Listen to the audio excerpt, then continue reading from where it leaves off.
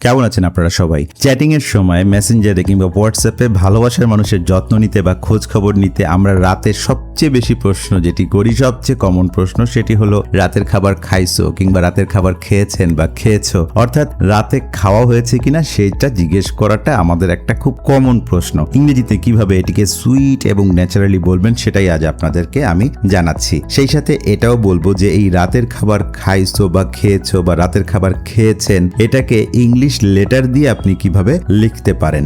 সহজ কথায় রাতের খাবার খেয়েছো এর সবচেয়ে প্রচলিত এবং সঠিক ইংরেজি হলো have you had your dinner. একটু কঠিন লাগছে তাই না? তাই সংক্ষেপে লিখতে পারেন হ্যাড ডিনার, মানে ডিনার কি হয়েছে তোমার? ডিনার মানে হচ্ছে রাতের খাবার। আর যদি আরো রোমান্টিক ভাবে চ্যাটিং এ লিখতে চান তাহলে লিখতে পারেন হ্যাড ডিনার বেব অথবা হ্যাড ডিনার হানি। আর একটি ছোট্ট এবং সহজ ইংরেজি হলো ডিড ইউ ইট ডিনার, তুমি কি রাতের খাবার খেয়েছো? এবার বলছি যে আপনি যদি এই রাতের খাবার খেয়েছো এটাকে বা খাইছো যেটাই লিখেন না কেন সেটা যদি ইংলিশ লেটার দিয়ে লিখতে চান তাহলে লিখতে পারেন আর এ টি ই আর, রাতের খাবার, K H A B A আর, খাবার। খাইছো যদি লিখেন তাহলে লিখবেন K H I S O, আর খেয়েছো যদি লিখেন তাহলে লিখবেন K H E Y ECHO লিখতে পারেন। আশা করি আজকের পর থেকে এই প্রশ্নটা করার সময় আপনাদের আর কোনো ভুল হবে না। আর এই ভুল না হওয়ার জন্য আমার এই ভিডিওটি করা, এরকম আরো দারুণ দারুণ সব মজার ভিডিও পাওয়ার জন্য আমার চ্যানেলটি আপনি সাবস্ক্রাইব করতে পারুন প্রিয়জনকে স্মার্ট ইংলিশ দিয়ে